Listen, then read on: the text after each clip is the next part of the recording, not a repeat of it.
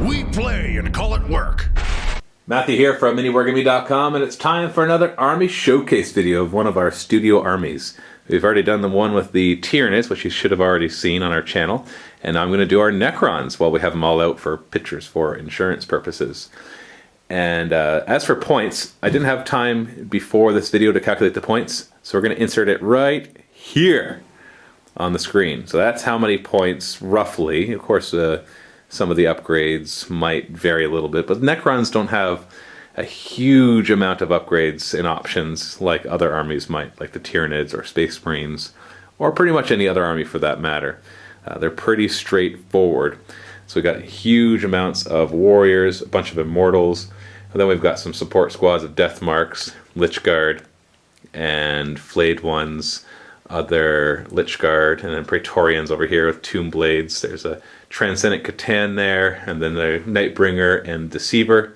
A bunch of our Overlords and Lords and Cryptex and some named characters. And it goes on and on. Some of the notable things, of course, would be our larger items, our super heavies, the Tesseract Vault and the Obelisk.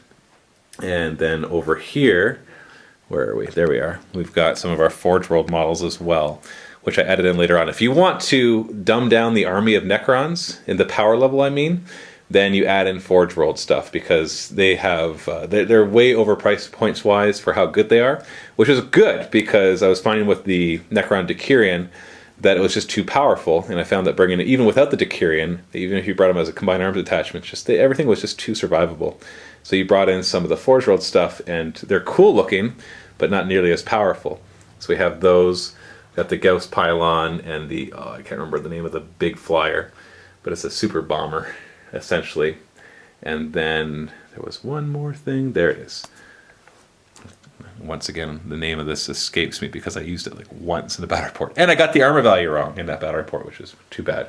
But it's pretty cool. These things are pretty neat, but just not as good as the stuff in the actual Necron Codex. And there's our flyer wings back there, all the Night size or Doom size, whichever we use it for. And lots of transports and monoliths, and obviously lots of Scarab Swarms, and just all sorts of stuff. Lots of options for us to bring in our battle reports. The Necron army is obviously not as extensive as the Tyranid army. There's still some areas that could be fleshed out a little bit more. For example, actually having immortals with the Tesla weapons rather than the Gauss blasters would be nice. A couple of the named characters we don't have quite yet. Honestly, I stopped playing this quite as often when the new Necron Decurion came out, because it was just too powerful and it became kind of boring. But now that more and more armies are coming out that will kind of match its power level, you'll probably start to see them more and more in battle reports, because there will be things that can actually take them on. And who knows, maybe you'll even see them some Horus Heresy battle reports too, because Necrons were there, just not really awake yet. So maybe we'll find some fluff excuse to bring them out in small quantities, of course. So there you have it.